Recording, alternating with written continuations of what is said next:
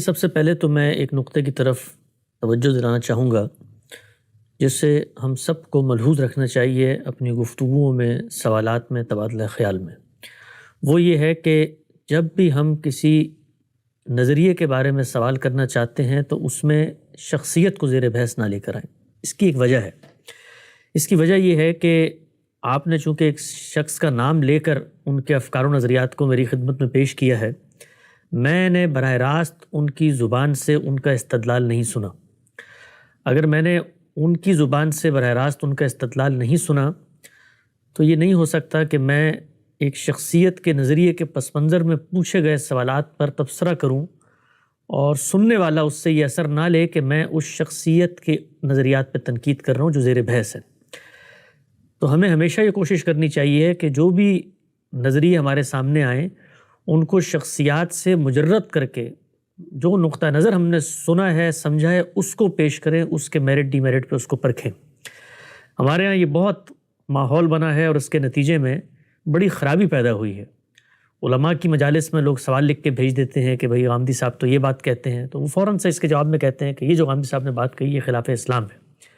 اب غامدی صاحب کا استدلال کیا ہے، نقطہ نظر کیا ہے، اس کو انہوں نے جاننے کی کوشش ہی نہیں کی۔ جب ان سے بات کی جاتی ہے تو وہ کہتے ہیں ہمارے سامنے تو لوگوں نے ان کی رائے پیش کی تھی۔ تو اس رویے کو ہمیں پوری کوشش کر کے بدلنے کی صحیح کرنی چاہیے کہ کوئی بھی شخص کوئی بھی بات پیش کر رہا ہے وہ بات ہے جس کو مختلف اہل علم کے حلقوں میں پیش کرنا چاہیے اور اس پہ ان کا تبصرہ طلب کرنا چاہیے۔ تو پہلی چیز تو یہ ہے کہ ساحل ادیم صاحب ہوں یا کوئی دوسرے صاحب ہوں، سب قابل عزت لوگ ہیں دنیا کے اندر، سب دین کی خدمت کر رہے ہیں۔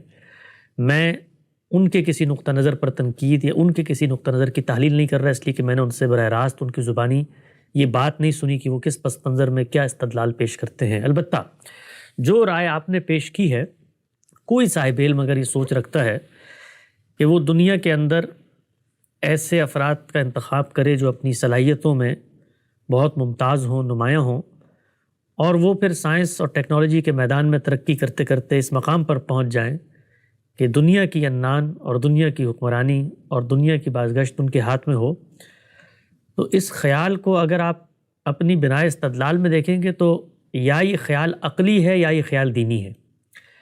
اگر تو یہ کوئی دینیاتی ہدایت کا تقاضا ہے تو پھر سب سے پہلے یہ مطالبہ کیا جائے گا کہ وہ دینی نص واضح کریں کہ جس کے اندر یہ ذمہ داری یا فریضہ آپ پر عائد کیا گیا ہو۔ تو ہمارے ہاں بالعموم اس ضمن میں جو چیزیں پیش کی جاتی ہیں وہ خلافت کے انعقاد کی نصوص ہیں۔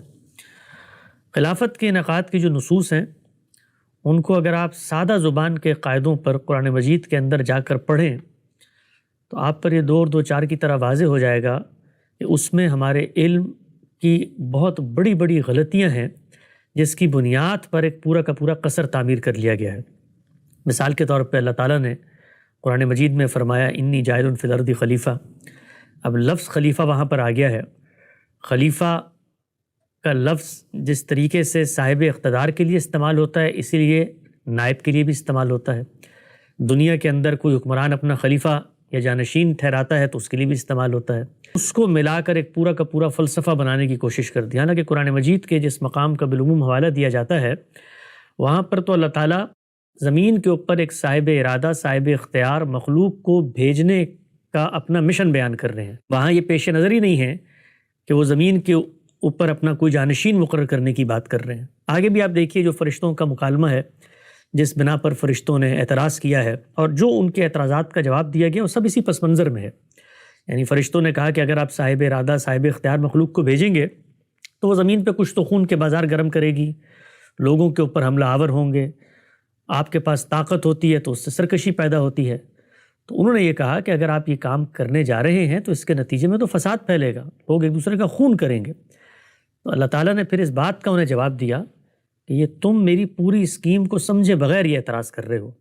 میری جو پوری اسکیم ہے اس میں ہمیشہ ایسے برگزیدہ لوگ رہیں گے جو لوگوں کو راہ ہدایت پر رکھیں گے۔ اور پھر اللہ تعالیٰ نے آدم علیہ السلام کو ان ہستیوں کے اسماء بتائے، ان کا تعارف کرایا۔ علم الآدم الاسماء جو آتا ہے اس میں یہی ہستیاں مراد ہیں۔ اور پھر سیدنا آدم کو کہا کہ ان کے سامنے آپ ذرا پیش کریں میری پوری اسکیم۔ فرشتوں سے پوچھا تمہیں معلوم تھا؟ انہوں نے کہا نہیں۔ آدم سے پوچھا تو انہوں نے سب بتا دیا۔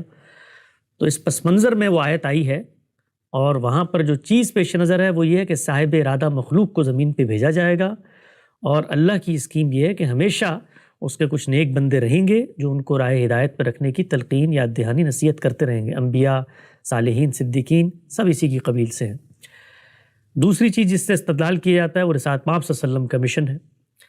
اللہ کے پیغمبر جو ہیں وہ رسول کی حیثیت سے دنیا میں آئے تھے۔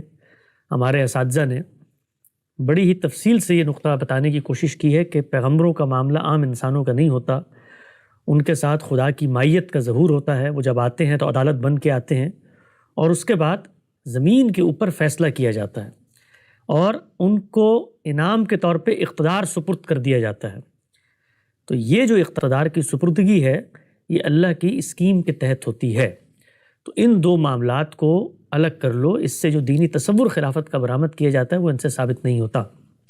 تو دینیاتی استدلال کا معاملہ تو یہ ہے۔ اب اس دینیاتی استدلال میں چونکہ انہوں نے ایک پوری عمارت تعمیر کی ہے تو ان کو مسائل درپیش ہوتے ہیں کہ خلیفہ بنانا ہے، تو وہ خلیفہ چونکہ خدا کا نمائندہ ہوگا تو اب خدا کے نمائندوں کے انتخاب کا استحقاق کن کے پاس جاتا ہے؟ تو اس کے نتیجے میں ایک اور فلسفہ پیدا کیا گیا، اور وہ یہ تھا کہ جو ارباب حل وقت ہیں وہ ہونے چاہیے جو دین کا ایک خاص سطح کا شعور رکھتے ہوں۔ اس کے لیے انہوں نے صحابہ کرام کی مثالوں کو استعمال کیا۔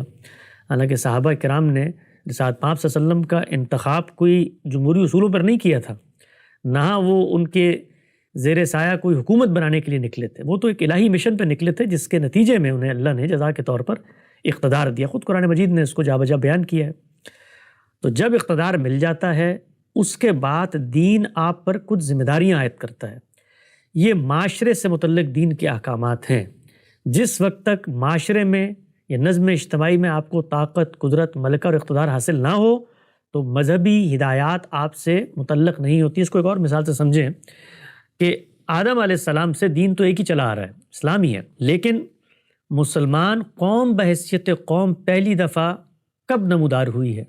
وہ اس وقت نمودار ہوئی ہے کہ جس وقت اللہ تعالیٰ نے سیدنا ابراہیم کا استفاء کیا اور ان کی قوم میں نبوت کو خاص کر دیا، اور انبیاء کی اسکیم کے خاتمے کے ساتھ قوموں کے استفاء کو مقرر کیا کہ اب دنیا میں شہادت کے منصب پر یہ فائز ہوں گے۔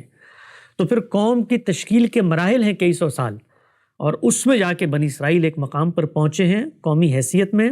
تو اس موقع پہ اللہ تعالیٰ نے ان کو وہ شریعت ادا کی ہے جو نظم اجتماعی سے متعلق ہے۔ وہاں پر بھی آپ دیکھیں کہ جب تک نظام نہیں بنتا، معاشرے کی تشکیل ہوئی ہے، ابھی ریاست یا حکومت نہیں ہے، تو معاشرے کے سپرد کر دیا گیا ہے۔ تو یہ چیز ذہن میں رکھنی چاہیے کہ دین کے جو بھی احکامات ہیں وہ کنڈیشنل ہوتے ہیں۔ اگر آپ کی وہ حیثیت اور نوعیت پیدا ہو گئی ہے تو حکم آپ سے متعلق ہوگا۔ اگر آپ بیٹے ہیں تو باپ کی اطاعت کرنی ہے، باپ بن گئے ہیں تو بچوں کی تربیت کرنی ہے، شادی کر لی ہے تو اب شوہر کی اطاعت کرنی ہے، پیسہ آ گیا ہے تو اب زکوٰۃ دینی ہے، کسی ادارے کے سربراہ بن گئے ہیں تو اب اپنے دائرے کے اندر امر بالمعروف کرنا ہے۔ اسی طریقے سے اگر ریاست کو اقتدار حاصل ہو گیا ہے مسلمانوں کے مجموعے کی صورت میں تو ان کو وہاں پر شریعت کا نفاذ کرنا ہے۔ اللہ تعالیٰ نے بتایا ہے، اور نظم اجتماعی سے متعلق بھی دین میں احکامات دیے گئے ہیں، وہ فرد کو بحیثیت فرد نہیں بلکہ معاشرے کو دیے گئے ہیں۔ تو یہ جو تصور ہے خلافت کا، ہم اس کو درست نہیں سمجھتے۔ جہاں مسلمان ہوں گے ان کے معاشرے کی تنظیم ہوگی، اس سے آپ ریاست وجود پذیر ہوگی۔ جب ریاست وجود پذیر ہوگی تو اس سے متعلق دین کے احکامات اس کے سامنے آ جائیں گے۔ یہ وجود پذیری کا جو عمل ہے اس کے بارے میں البتہ اللہ کے دین میں ایک بات بتا دی گئی ہے، اور وہ یہ ہے کہ امرہم شورا بینہم، مسلمانوں کا نظم اجتماعی ان کے باہمی مشورے پر مشتمل ہوگا۔ گویا تشکیل پانے کا مرحلہ ہی اس وقت تک طے نہیں ہو سکتا جب تک بینہم، مسلمانوں کے مابین اتفاق نہیں ہو جاتا۔ تو یہاں پر کہیں قرآن مجید نے بین العلماء نہیں کہا یا بین الفلاسفہ نہیں کہا، بینہم کہا ہے۔ تو یہ عام آدمی کا حق ہے، اس کو بھی سمجھیں کہ میں اگر ریاست کو وجود پذیر کرتا ہوں تو کیوں کرتا ہوں؟ مجھ سے جو یہ حق چھینا جاتا ہے ایک عام آدمی کی حیثیت سے کہ آپ میں تو فیصلے کی صلاحیت ہی نہیں ہے کہ آپ اپنے اچھے حکمران کا انتخاب کریں۔ سوال یہ ہے کہ آپ کو یہ حق کس نے دیا کہ آپ میرے اوپر ریاست جیسی چیز کو نافذ کرنے اور تھوپنے کے لیے آ گئے ہیں؟ ریاست ضرورت سے پیدا ہوتی ہے اور اس ضرورت میں فریق ہوں۔ مجھے اگر اس چیز کا اندیشہ ہے کہ میرے جان مال آبرو کے خلاف کوئی تعدی یا کوئی اقدام ہوگا اور میں تحفظ چاہتا ہوں کسی اور کے اختیار سے بچنے کا، تو یہ میری ارج ہے جس کے اندر سے ریاست کا ادارہ پھوٹتا ہے۔ تو اگر یہ میری ضرورت کے تحت وجود پذیر ہو رہا ہے تو میرے مشورے کے بغیر کیسے ہو سکتا؟ تو یہ چیزیں بہت غلط خلط مبث اور غلط فہمی کا باعث بنتی ہیں، ان کو رفع کر لینا چاہیے ہے۔ دین نے آپ پر ایسی کوئی ذمہ داری عائد نہیں کی، نہ دین نے آپ کو یہ حق دیا ہے کہ آپ لوگوں کے حقوق سلب کریں اور یہ کہیں کہ ہم فیصلہ کریں گے 20,000 نوجوانوں کو۔ سوال یہ پیدا ہوتا ہے یہ ہم کون ہیں؟ یہ ہم کا انتخاب کس نے کیا ہے؟ یعنی جس انتخاب کو آپ میرے لیے ماننے کے، ایک عام آدمی کے لیے ماننے کے لیے تیار نہیں ہیں، تو یہ اختیار آپ کو کیسے حاصل ہو گیا کہ آپ مثال کے طور پہ 20-22,000 لوگوں کی ٹریننگ کریں؟ تو یہ آپ کون ہیں؟ آپ کوئی اللہ تعالیٰ کی طرف سے پیغام لے کر آئے ہیں، اس کے فرستادہ چنیدہ منتخب فرزند ہیں، تو پھر آپ پہلے اپنا حق کے دعویٰ ثابت کریں کہ مجھے خدا نے مقرر کر دیا ہے۔ تو یہ جو آپ کہتے ہیں جی میں 22,000 یا 25,000، کوئی بھی شخص کہتا ہے، ان لوگوں کا انتخاب کر کے ان کو اس جگہ پہ پہنچاؤں گا اور اس کے نتیجے میں سب کچھ ہو جائے گا، تو اس کو تسلیم کس نے کرنا ہے؟ میں نے تسلیم کرنا ہے۔ تو اگر میں تسلیم کرنے سے انکار کر دوں کہ بھئی ان 20,000 لوگوں کو مجھ پر حکمرانی کا حق حاصل نہیں ہے، تو یہ حق مجھے قرآن مجید نے دیا ہے، اور آپ یہ کہیں کہ نہیں یہ حق آپ کو مل گیا تو آپ کو بھی ثابت کرنا پڑے گا۔ یہ ساری ایسی باتیں ہوتی ہیں کہ جن کی کوئی دلیل، کوئی بنیاد دین کے اندر نہیں پائی جاتی۔ تو یہ پہلا پہلو ہے کہ اگر آپ کے استدلال کی بنا مذہبی نصوص ہیں تو ان کے ذریعے سے لا کر اپنے مقدمے کو کوالیفائی کریں۔ اگر مذہبی نصوص نہیں ہیں بلکہ آپ کی یہ ارج اور خواہش عقلی تقاضوں سے پیدا ہو رہی ہے، تو عقلی تقاضوں سے جو بھی بات آپ کہیں گے میں عقلی بنیادوں پر اس کی تائید کروں گا اور عقلی ہی بنیادوں پر اس کی تردید کروں گا۔ وہاں پر دین زیر بحث نہیں آئے گا، وہاں حکمت، تدبیر، تجربہ، مشاہدہ، عالمی عرف، حالات، تاریخ، اس کی روشنی میں ہم کسی چیز کو تجزیہ اور تحلیل کریں گے۔ تو اس پس منظر میں اگر کوئی صاحب علم یہ خواہش رکھتا ہے کہ مسلمانوں کی عظمت رفتہ کی بازیافت ہو، وہ پھر سے دنیا کے اسٹیج کے اوپر نمایاں حیثیت سے سامنے آئیں، وہ کی رول پلے کریں، وہ ورلڈ پلیئرز کی اس ٹیم میں شامل ہوں جو دنیا کے فیصلے کر رہی ہے، تو یہ خواہش رکھنا اپنی ذات میں کوئی ممنوع نہیں ہے، یہ بالکل جائز خواہش ہے۔ آپ اس خواہش کو رکھنا چاہتے ہیں ضرور رکھیں، اس کے لیے کوئی عملی اقدامات کرنا چاہتے ہیں وہ بھی ضرور کریں، اس کو دینی کونیٹیشن کا نام نہ دیں، بس یہ مہربانی کریں کہ اس کو دین مذہب کا تقاضا قرار نہ دیں، اس کو ایک عملی ضرورت کے طور پر آپ پیش کرنا چاہتے ہیں ضرور پیش کریں، اور آپ جب پیش کریں گے تو ہماری تائید، ہماری دعائیں، نیک تمنائیں سب کی سب اس کے ساتھ شامل ہوں گی۔ ہمیں بھی خوشی ہوگی اگر مسلمان کل دنیا کے اسٹیج پر اس مقام پہ آ جاتے ہیں جہاں آج عالمی قوت اور فاتحین نظر آتے ہیں، تو یہ ہم سب کے لیے باعث تسکین ہوگا، بلکہ اس کے ذریعے سے ممکن ہے انڈائریکٹلی ہمارے جو دینی دعوتی سٹرکچرز ہیں ان کو بھی فائدہ ہو۔ ہمارے پاس وسائل زیادہ آئیں گے تو ہم دنیا تک خدا کا پیغام پہنچا سکیں گے۔ 10 چیزیں ہو سکتی ہیں فوائد کی، لیکن یہ دین کا نہ مطالبہ ہے، نہ تقاضا ہے، اور نہ دین نے مجھ پر اور آپ پر یہ لازم کیا ہے کہ آپ یہ کام کریں۔